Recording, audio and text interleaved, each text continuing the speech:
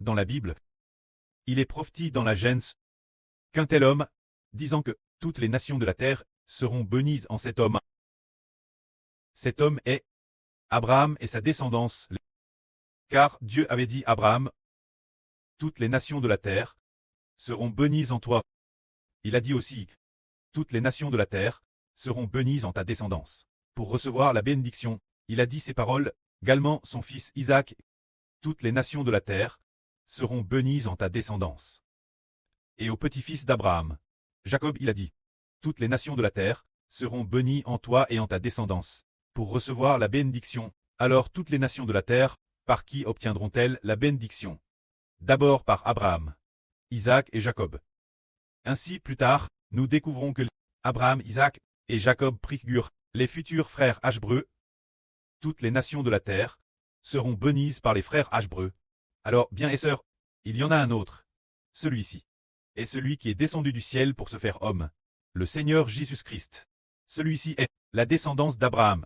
Se dire que la Bible prophétise, toutes les nations de la terre seront bénies en la descendance. On fait d'Abraham, cette descendance, c'est le Seigneur Jésus-Christ. C'est pourquoi le Seigneur Christ a dit la vraie. Dans les paroles du sermon sur la montagne, les premières phrases disent toutes « heureux, heureux ». Les 9 premiers nonces disent tous « heureux, heureux ». Toutes les bénédictions viennent d'une seule personne. Viennent toutes du Seigneur Jésus-Christ. La loi est venue par Moïse. Proclame par Moïse. Mais la bénédiction de Dieu pour l'humanité, pour toute l'humanité est par le Seigneur Jésus-Christ qu'elle est accorde. Alors, nous venons de parler des 4 premières béatitudes. Nous allons maintenant continuer à parler des bénédictions suivantes. Ensuite, le Seigneur dit, heureux les miséricordieux, car ils obtiendront la miséricorde de Dieu.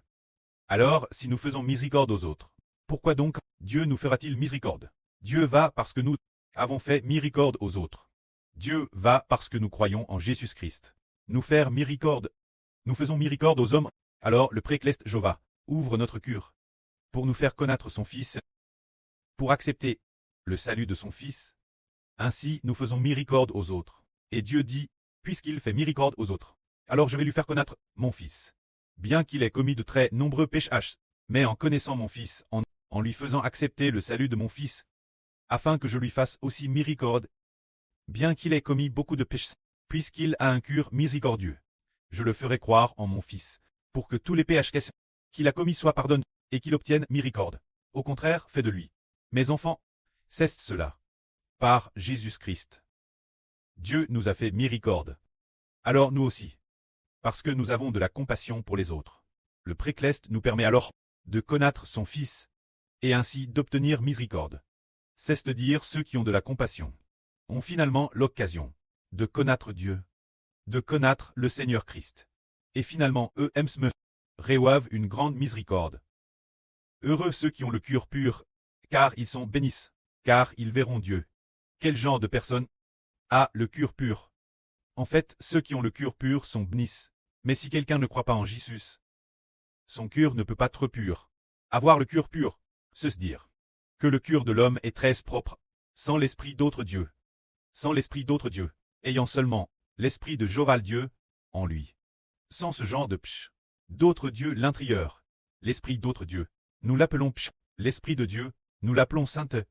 Alors, aucun esprit d'un autre Dieu n'entre en nous, alors quel genre de cœur est propre et pur? Sans l'esprit d'autre Dieu, qui y pénètre, ils savent que ce sont ceux qui croient en Jésus-Christ, ceux qui acceptent Jésus, dont le cœur devient propre. Une fois propre, alors ils sont bénis. Les personnes bénisses, comment sont-elles? Comme il est dit ici. Heureux ceux qui ont le cœur pur, car ils verront Dieu. Alors pour nous ces enfants, l'Esprit de Dieu est digé en nous. Ainsi, spirituellement, nous avons déjà vu Dieu, bien que nos yeux physiques ne l'aient pas encore vu. Mais dans l'Esprit, Dieu habite digé en nous. L'Esprit de Dieu habite digé en nous. C'est pourquoi pour nous qui avons le cœur pur, l'Esprit de Dieu habite en nous.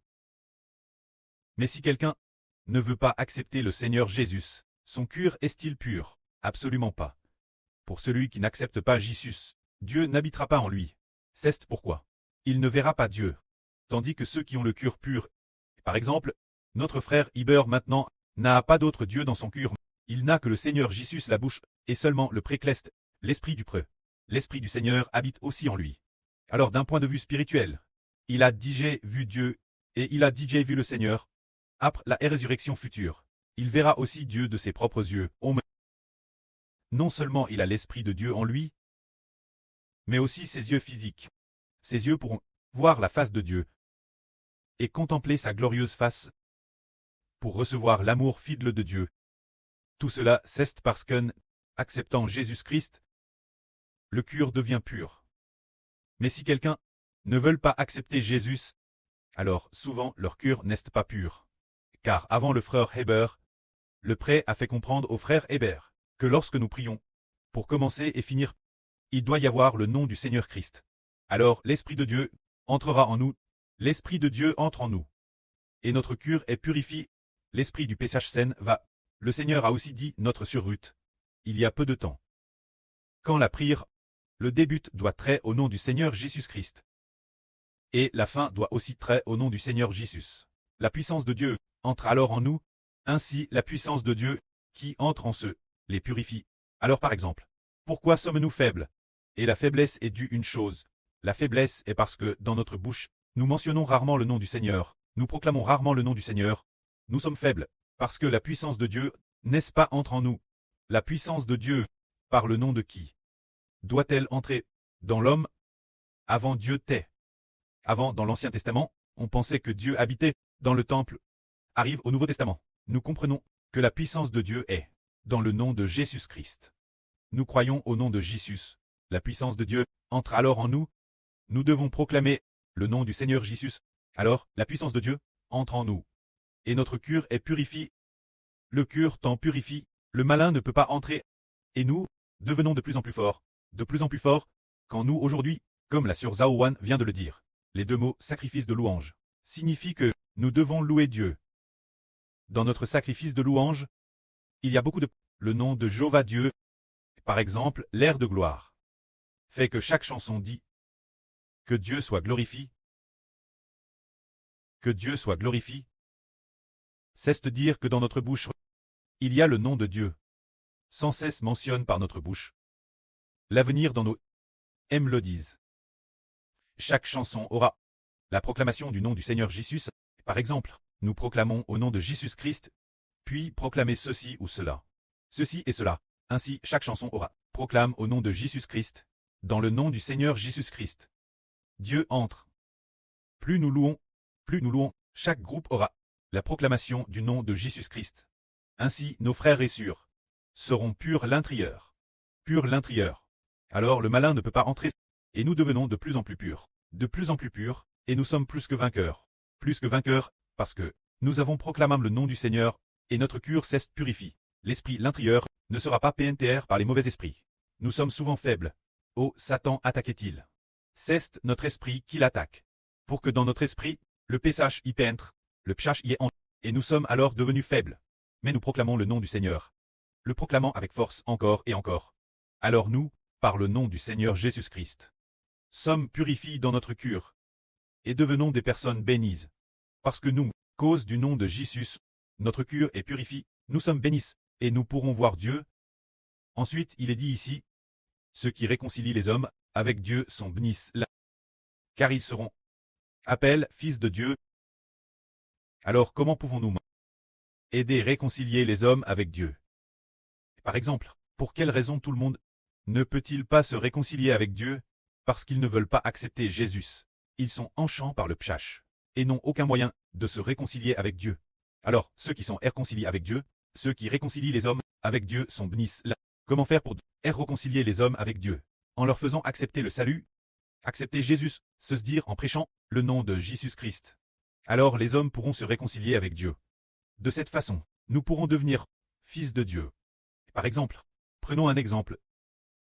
L'origine nous étions tous des pécheurs. Nous ne connaissions pas le Seigneur, et n'acceptions donc pas le nom du Seigneur. Mais si nous, le nom du Seigneur Jésus-Christ, nous le lui prêchons, pour lui faire comprendre le Seigneur Jésus-Christ, le salut de la crucifixion, et qu'il croit de la même manière. En proclamant le nom du Seigneur, notre péchage nous quittera alors, le péchage quittera l'homme, et une fois le péchage parti, alors Dieu se réconciliera avec cette personne. Dieu a toujours trait cette personne avec colère. Parce que, déesse qu'il voyait cette personne, Dieu détournait le regard, en disant, il y a du pcha en lui. Le grand dragon et le grand serpent habitent en lui, c'est pourquoi Dieu t'étrait en colère. Alors comment faire?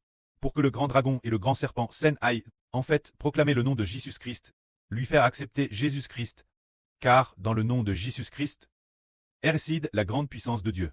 Pour terrasser le grand dragon et le grand serpent, de plus, dans le nom de Jésus-Christ, il y a la grâce du pardon des péchés de Dieu. Ce moment-tel, si cette personne veut bien, accepter ensemble le nom de Jésus, et proclamer le nom de Jésus-Christ.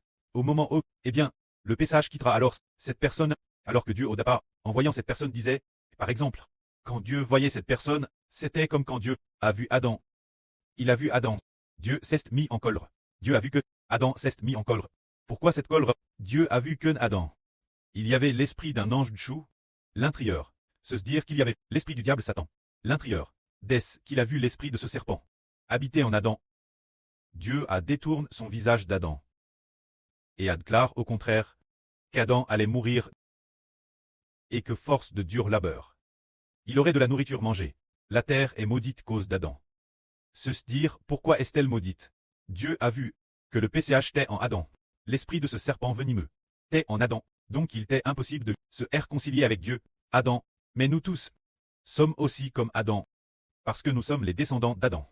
Nous avons tous un serpent venimeux, ou plusieurs serpents venimeux en nous, mais quand nous acceptons le Seigneur Jésus-Christ, acceptons le nom du Seigneur Jésus-Christ, et après avoir proclamé le nom du Seigneur, eh bien, le péchage nous quitte, se dire ce serpent venimeux, le péchage nous acquitte, Dieu voit, Eusbert avant j'étais.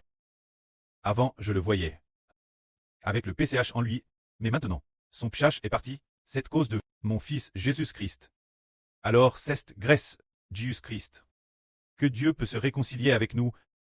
Cela signifie que nous devons promouvoir la paix entre l'homme et Dieu, parce que nous avons prêché le nom de Jésus pour que le PCH quitte cette personne, et Dieu fait miséricorde cette personne. Ceux qui sont persécutés pour la justice sont heureux, car le royaume des cieux est eux. Alors trop persécutés pour la justice, c'est pour le nom de Jésus-Christ. Subir la persécution, pour prêcher et faire proclamer le nom de Jésus-Christ. Dire, tu dois proclamer le nom du Seigneur, hériter de héritage du Seigneur. Tu dois proclamer au nom du Seigneur Jésus-Christ. Frères et sœurs, proclamons ensemble. Au nom de Jésus-Christ, je suis bâti et sauve. Amen. Continuez à proclamer ainsi. Quand on proclame ainsi, cela perturbe ce qui est l'intérieur de cet ange tchou. Ces esprits invisibles, l'île nue, ces anges tchous du monde spirituel. Ces mauvais esprits, alors ils nous persécutent, travers leurs gens. Pour nous attaquer, leurs esprits nous attaquent aussi constamment, et nous sommes cause de le nom du Seigneur Jésus-Christ. Persécute, se dire. Persécute pour la justice. Et pour de telles personnes, le royaume des cieux est tel, et nous parlons ici de heureux les miséricordieux, car ils feront preuve de miséricorde, et obtiendront la miséricorde de Dieu. Faire miséricorde aux autres. Dieu nous donne ainsi l'opportunité de croire au Seigneur, et d'obtenir miséricorde. Ceux qui ont le cœur pur, c'est pour avoir cru au nom du Seigneur Jésus, que nos péchés intérieurs sont purifiés. Purifient, qu'il n'y a plus de péché. Le cœur est ainsi purifié, et peut s'approcher de Dieu. Ceux qui réconcilient les hommes avec Dieu sont heureux, c'est parce que nous amenons les gens à croire en Jésus, ainsi ils peuvent très réconcilier avec Dieu, heureux ceux qui sont persécutés pour Jésus. Car de telles personnes permettent aux autres d'obtenir le salut. Que la gloire soit rendue auprès et au Seigneur. Amen.